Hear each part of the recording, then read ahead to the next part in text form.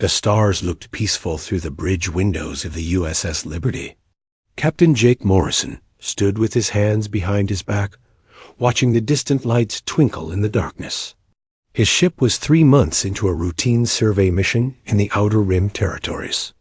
200 crew members worked quietly at their stations, mapping new star systems and looking for planets that might support human life. Jake was a tall man with gray hair and tired eyes. He had been commanding ships for 20 years, but this was supposed to be an easy assignment. No combat, no danger, just science and exploration. The Liberty was built for research, not fighting. She had powerful sensors, advanced laboratories, and the most modern quantum reactor in the fleet. But her weapons were light, meant only for clearing space debris or defending against pirates. Captain, we're picking up something strange on long range. Sensors, said Ryan Bell from the navigation station. Ryan was young, maybe 25, with bright eyes and quick hands on the controls. Multiple contacts, moving fast in our direction. Jake walked over to look at the sensor display. 12 red dots were approaching from the edge of the system. They were moving in formation, like military ships. How far out are they? About 6 hours at their current speed, Ryan replied. But sir, these aren't human ships. The energy signatures are completely different. Dr. Amy Collins looked up from her science station.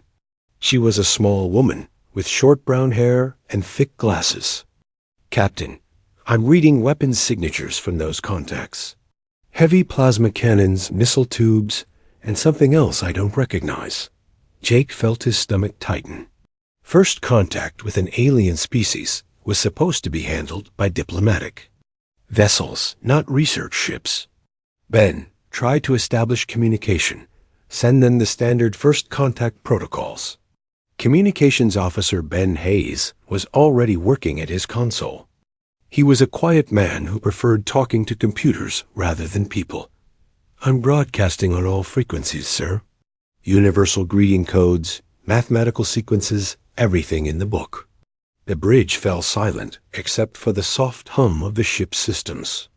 Everyone waited, hoping the aliens would respond with friendship rather than hostility. The Liberty continued on her course, while the unknown ships grew closer. Sir, I'm getting a response, Ben said suddenly. His face went pale as he listened. To his headset. It's in broken English, but I can understand it. They're demanding we stop our ship and prepare to be boarded. Put it on speakers, Jake ordered. A harsh, grating voice filled the bridge. The accent was strange, like someone learning to speak with a mouth full of rocks. Human vessel, you will stop your engines immediately. You will surrender your ship to the Kethver Empire. Resistance will result in your destruction. Jake looked around the bridge at his crew. They were scientists and explorers, not soldiers.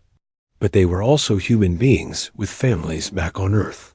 This is Captain Jake Morrison of the USS Liberty. We are on a peaceful mission of exploration. We mean no harm to your people. The alien voice laughed, a sound like breaking glass. Your intentions are irrelevant. All species in this sector belong to the Kethver Empire. You will serve us or you will die. You have 10 minutes to comply. Lisa Parker, the chief engineer, stepped onto the bridge. She was a tough woman with oil-stained hands and a no-nonsense attitude. Captain, I've been monitoring their approach. Those are warships, probably cruiser class. Each one has enough firepower to blast us into atoms. How many? Jake asked. 12 ships, sir. And they're spreading out to surround us. Jake walked back to the center of the bridge. His crew was looking at him, waiting for orders. He thought about the families back home, the colonies that depended on ships like his to find new worlds for humanity to grow. He thought about his daughter Sarah, who wanted to be a starship captain, just like her father. Mr. Bell, plot a course back to human space. Maximum speed. Sir, they'll catch us long before we reach the border, Ryan said quietly. I know, but we're not going to surrender to slavers. Jake turned to face the communication station. Ben, open a channel. The alien voice came back immediately. Have you decided to surrender, human? This is Captain Morrison. The United Earth Space Navy has not surrendered to pirates and slavers. If you want our ship, you'll have to take it. The response was immediate and violent. The lead alien ship fired a weapon that Jake had never seen before. Instead of plasma or missiles, it launched a wave of crackling energy that washed over the Liberty like lightning. Every light on the bridge flickered and died. Emergency power kicked in a moment later, bathing everything in red light. Report! Jake shouted over the sound of alarms. Lisa's voice came from the engineering deck over the intercom. Captain, we've been hit by some kind of electromagnetic pulse weapon. Main engines are down, weapons are offline, and life support is running on backup power only. Can you fix it? I don't know, sir. This isn't like anything I've ever seen. It's like they reached inside our ship and turned everything off at once. The alien voice returned, filled with cruel amusement. Your primitive technology is no match for Kethfer weapons, human. We have disabled your ship without destroying it. You will drift here until your air runs out, a warning to any other humans who dare enter our territory. Jake felt anger rising in his chest.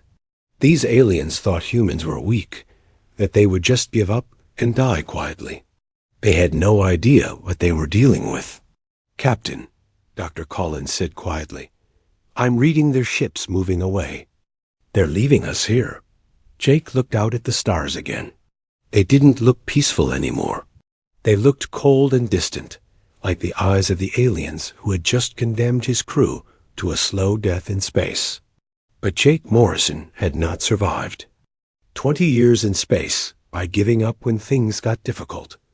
He turned to his crew with determination burning in his eyes.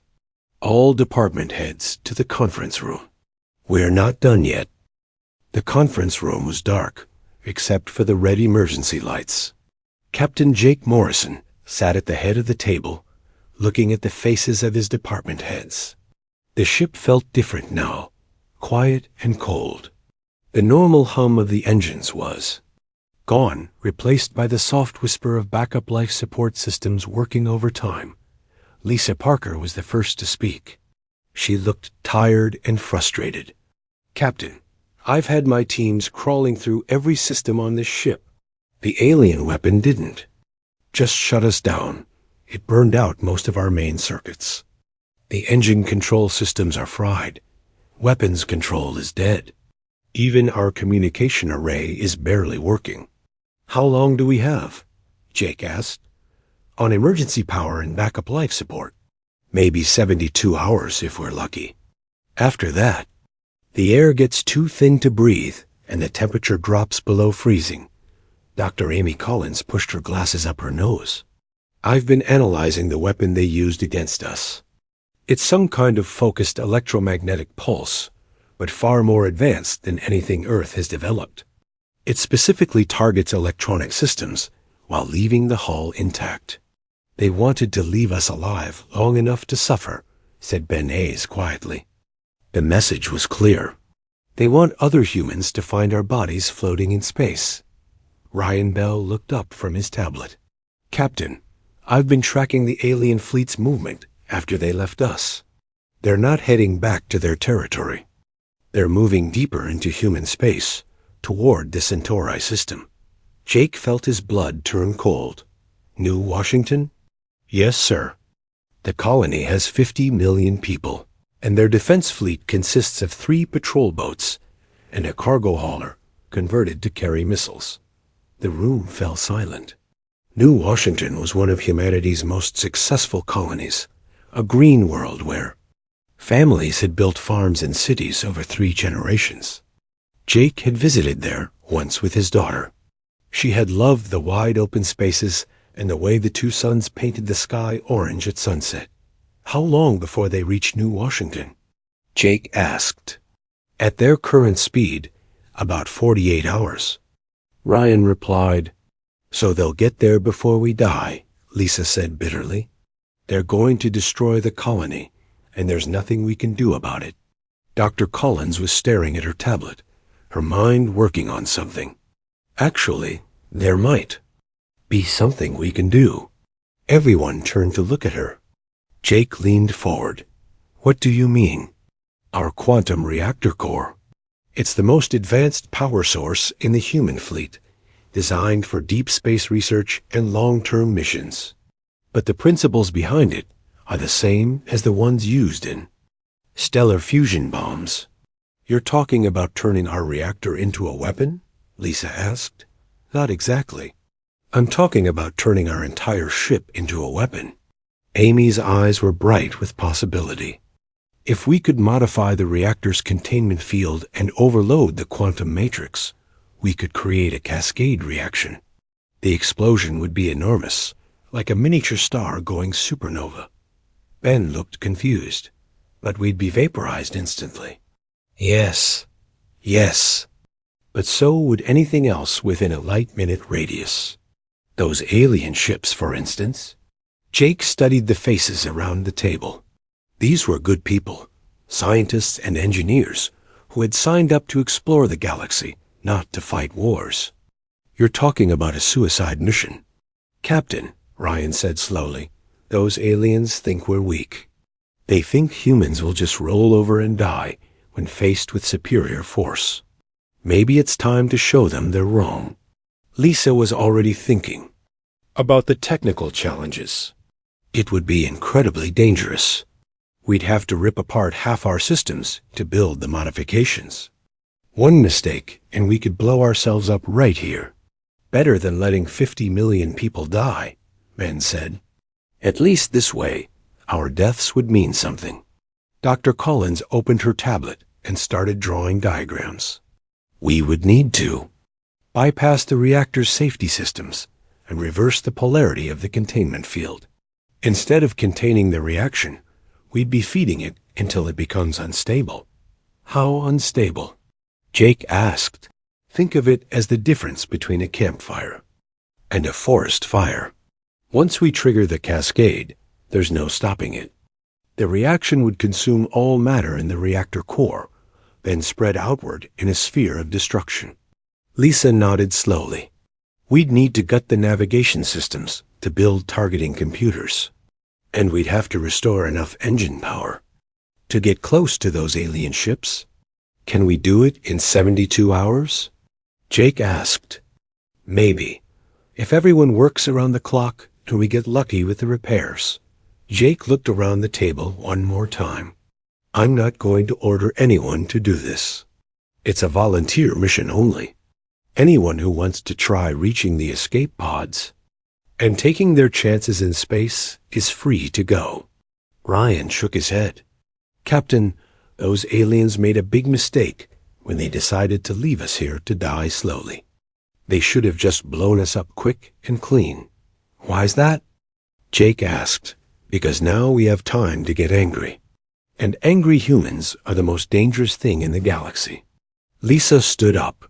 I'll need every engineer and technician on the ship. We're going to have to work miracles with broken systems and spare parts. Dr. Collins was already making notes. I'll need the physics team to help with the reactor modifications. This is going to require very precise calculations. Ben looked determined despite his quiet nature. I'll work on restoring communications and sensors. We'll need to track those alien ships and coordinate our approach. Jake felt pride swelling in his chest. His crew was made up of explorers and scientists, but they were also human beings who would not let innocent people die if they could prevent it. All right, then.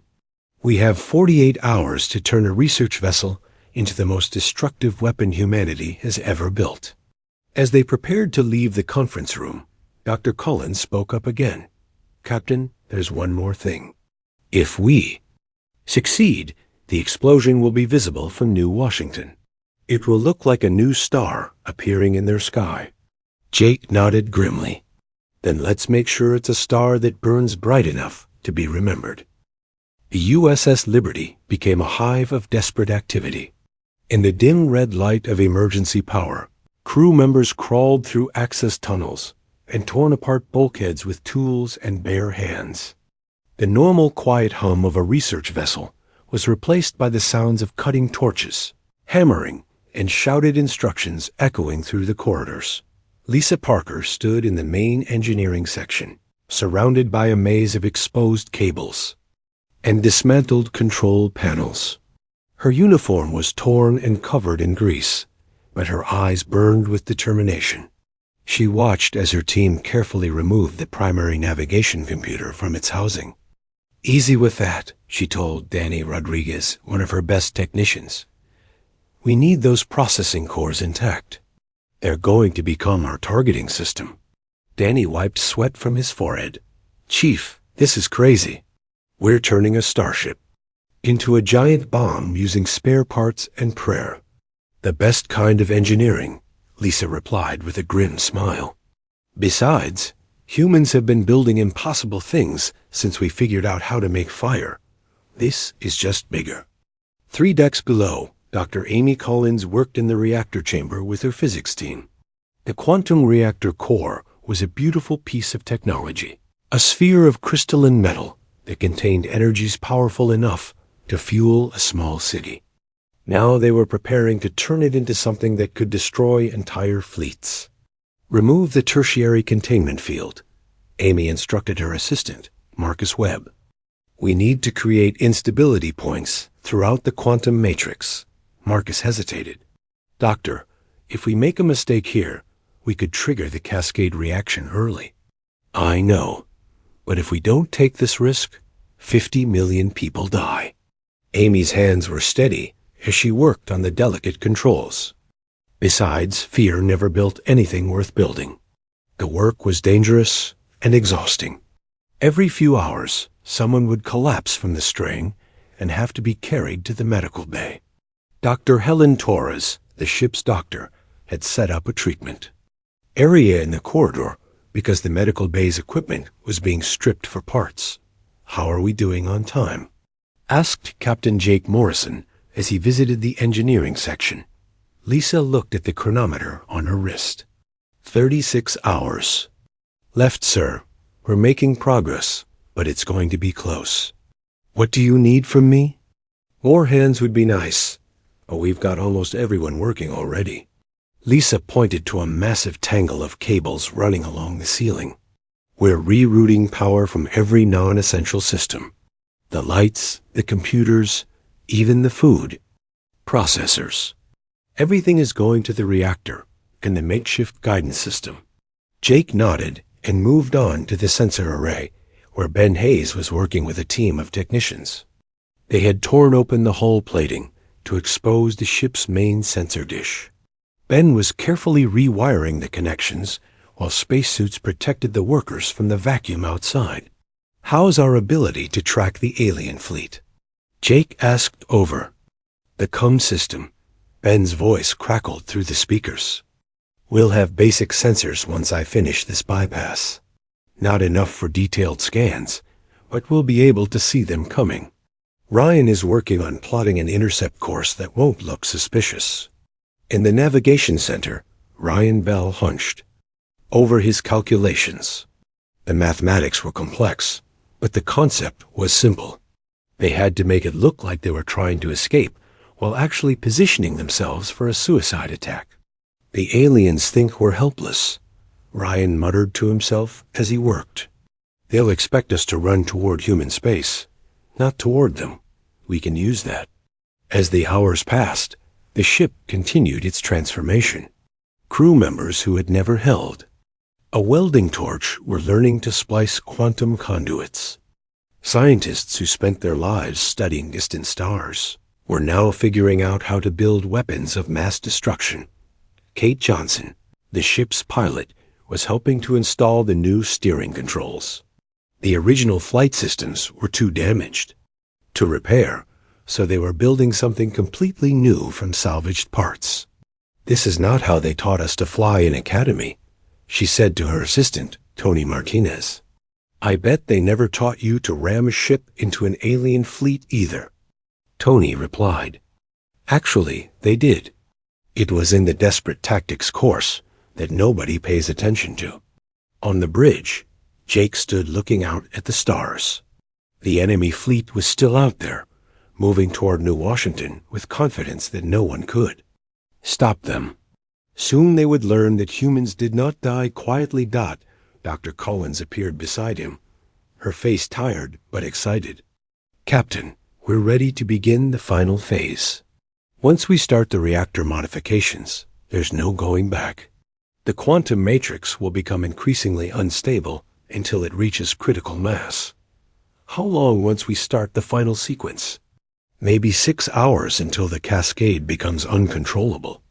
After that, we have perhaps 30 minutes before the explosion. Jake thought about his daughter Sarah back on Earth. She would understand why he made this choice. She had always said that protecting people was the most important job a starship captain could have. Doctor, there's something I want you to know.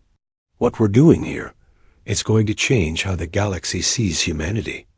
Other species are going to learn that we don't surrender, we don't break, and we don't abandon our people.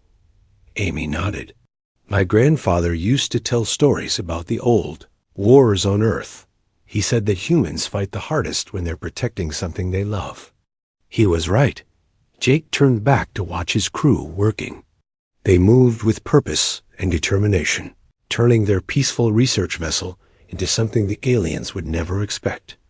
Tell everyone to get some rest when they can. Tomorrow, we're going to show the Kethfer Empire what happens when you underestimate human beings. As the ship continued its deadly transformation, the crew worked through their exhaustion. They were no longer scientists and explorers. They had become something more dangerous, humans with nothing left to lose and everything to protect. The USS Liberty drifted through space like a wounded animal, her hull scarred and her lights dim. To anyone watching from a distance, she looked like a ship on her last breath, limping toward safety with failing systems. That was exactly what Captain Jake Morrison wanted the aliens to think. On the bridge, the crew worked at makeshift control stations built from salvaged parts. Ryan Bell sat at what used to be the communications console, now rewired to serve as their navigation center. His fingers moved quickly over the controls as he tracked the Kethfer fleet.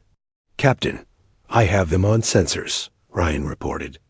12 ships, still in formation, approaching the outer edge of the Centauri system. They'll reach New Washington in 18 hours. Jake nodded grimly. 18 hours to save 50 million people. What's our status, Lisa? Lisa Parker's voice came through the intercom from the engineering deck. All modifications are complete, sir. The reactor is ready for cascade initiation, and our guidance systems are online. We're as ready as we'll ever be. Dr. Amy Collins looked up from her science station. Captain, I need to warn you about something. Once we trigger the quantum cascade, the reaction will build slowly at first, then accelerate rapidly. We'll have maybe 30 minutes from ignition to detonation. 30 minutes to get close enough to take them all out, Jake said. Kate, are you ready to fly this bucket of bolts? Kate Johnson sat at the pilot station, her hands resting on controls that were held together with wire and tape. Sir, with respect, this isn't flying anymore. This is controlled falling with style. Ben Hayes was monitoring their communications. Array, listening for any sign that the aliens had detected their approach. Captain, I'm picking up transmissions from the Kethfer fleet. They're discussing their attack plan for New Washington. What are they saying? Ben's face was pale as he translated. They're planning to destroy the orbital stations first, then bombard the surface cities. They want to make an example of the colony to discourage other human settlements. Jake felt anger burning in his chest. These aliens thought humans were weak because they preferred peace to war. They were about to learn how wrong they were. Mr. Bell, plot our intercept course. Make it look like we're trying to escape to the edge of the system. Ryan worked his calculations carefully. Course plotted, sir. If we approach from this angle, they'll think we're running for the jump point to human space. They won't realize. We're actually positioning ourselves to attack until it's too late. Begin the approach. Nice and slow, like a damaged ship barely holding together. The Liberty began to move, her engines sputtering and flickering like a dying candle. Kate had programmed the flight controls to make their acceleration look erratic and desperate. To the aliens, it would appear that the humans were making one last attempt to escape before their ship failed completely. Hours passed as they crept closer to their target. The crew was quiet, each person focused on their task. Some wrote letters to families back home that would never be delivered. Others simply stared out at the stars, thinking about the people they were about to save. Dr. Collins moved between the science stations, making final checks on their improvised weapon.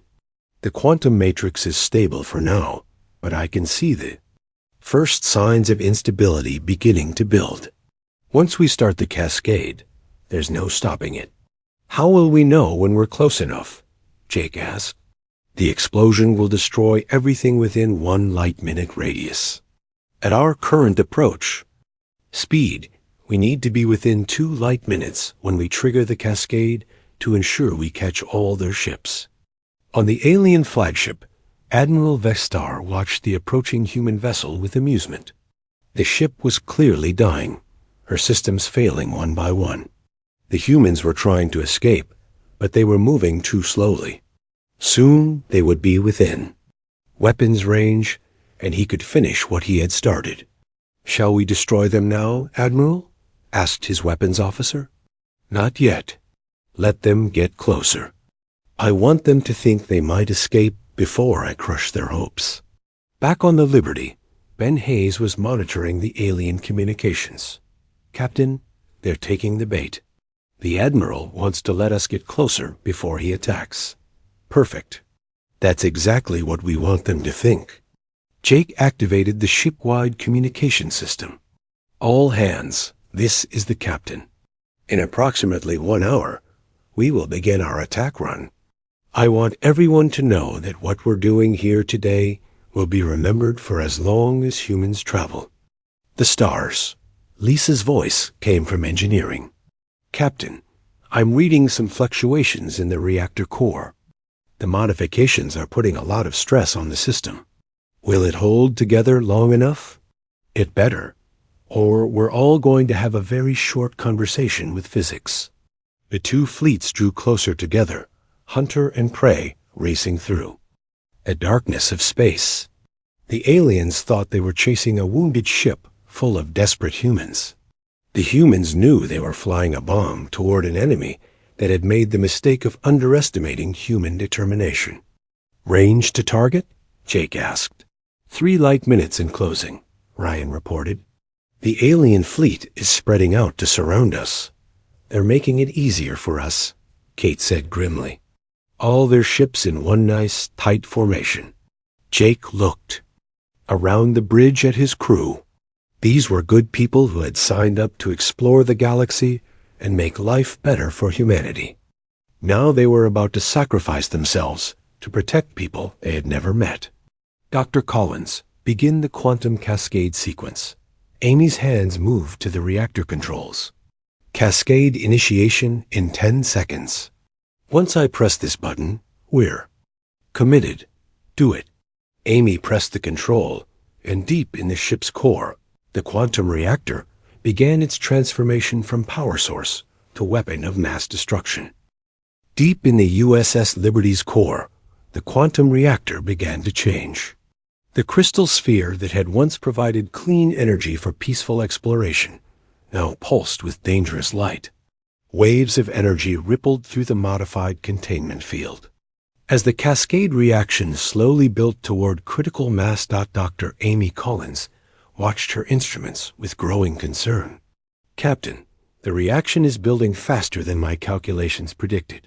We may have less than 30 minutes before detonation." "How? Much less?"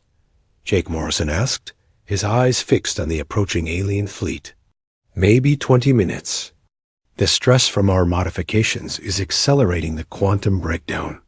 Ryan Bell looked up from his navigation console. Sir, we're still 2.5 light minutes from the center of their formation. At our current speed, we won't reach optimal range in time. Jake felt the weight of 50 million lives pressing down on him. They had come so far, sacrificed so much, and now physics itself seemed to be working against them. Kate, can we increase speed? Kate Johnson shook her head. Captain, we're already pushing the engines beyond their limits. Any more power, and they'll explode before we reach the aliens. On the bridge of the Kethvor flagship, Admiral Vextar watched the human ship with predatory satisfaction. The vessel was clearly in its death throes, systems failing one by one. Soon he would deliver the killing blow and continue on to destroy the human colony. Admiral, the human ship is increasing speed, reported his tactical officer. They appear to be making a desperate attempt to escape. Vextar's 4 eyes gleamed with cruel pleasure. Let them run. They will only die tired. Prepare to fire when they reach optimal range. Back on the Liberty, the crew worked frantically to squeeze every bit of performance from their dying ship. Lisa Parker rerouted power from life support to the engines, knowing that they would all be dead in minutes anyway. I'm giving you everything I can, Captain, Lisa reported. But the engines are already running at 130% of rated capacity. Ben Hayes suddenly looked up from his communication station. Captain, I'm picking up transmissions from New Washington. They're detecting the alien fleet on their long-range sensors. Put it through, Jake ordered. A panicked voice filled the bridge. This is New Washington Defense Command to any ships in the area. We have 12 hostile contacts approaching our system. Request immediate assistance. We are preparing to evacuate the population, but we need more time. Jake closed his eyes for a moment, thinking of the families loading onto transport ships, the children who would never see their homes again if the aliens reached the planet. Ben, open a channel to New Washington. Channel open, sir. New Washington. Defense Command, this is Captain Jake Morrison of the USS Liberty. We are engaging the hostile fleet. Do not attempt evacuation. Repeat, do not evacuate. We will handle this. There was a long pause before the response came. USS Liberty, our sensors show you are alone against 12 enemy warships. That's suicide. Jake smiled grimly. Not suicide, justice. Dr. Collins was running between her monitoring stations, watching the quantum cascade build toward critical mass. Captain, the reaction is becoming unstable. I'm seeing quantum fluctuations throughout the ship's structure. How long do we have? 15 minutes, maybe less. Ryan checked their position relative to the alien fleet. Sir, we're still not close enough. Even if we detonate now, some of their ships might survive. Jake made a decision that went against every instinct of self-preservation. Kate, change course. Take us directly into the center of their formation. Sir, that will put us right in their weapons range. They'll destroy us before we can complete the mission. Not if we're fast enough. Ryan, calculate a direct intercept. Course, Kate, I want maximum acceleration. The Liberty suddenly changed direction, no longer trying to escape, but charging directly toward the alien fleet like an ancient warrior rushing into battle. The ship's engines blazed with energy as every system, pushed beyond its limits. Admiral Vextar stared at his tactical display in confusion. What are they doing? Why are they attacking us? Perhaps they have gone insane with fear, suggested his weapons officer. Or perhaps, Vextar said slowly, we have underestimated these humans. All ships, open fire. Destroy that vessel immediately. The alien fleet unleashed a barrage of plasma bolts and missiles, but the Liberty was moving too. Fast and too erratically. Kate Johnson flew the ship with desperate skill, rolling and diving through the incoming fire while keeping their nose pointed toward the center of the enemy formation. Hull breaches on decks 6 and 7, Lisa reported. But the reactor core is still intact. Quantum cascade at 90%, Amy called out. We're almost at critical mass. Jake watched the alien ships growing larger on the view screen. They were so close now he could see the details of their hulls, the glow of their weapons as they tried to destroy his ship. This is from New Washington, he said quietly. The Liberty plowed into the heart of the alien formation, surrounded by enemy warships on all sides. At that moment, Dr. Collins looked up from her console with wonder in her eyes. Captain, cascade reaction has reached critical mass. Detonation in 10 seconds. Jake activated the ship-wide communication system one last time. All hands, it has been an honor serving with you.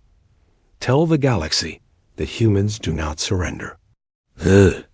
Quantum reactor reached critical mass, and the USS Liberty became a star.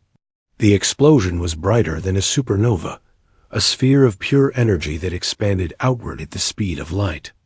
The 12 HFY warships vanished instantly, vaporized by forces that could unmake matter itself.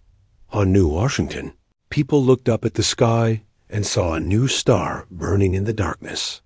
Children pointed at the light and asked their parents what it was.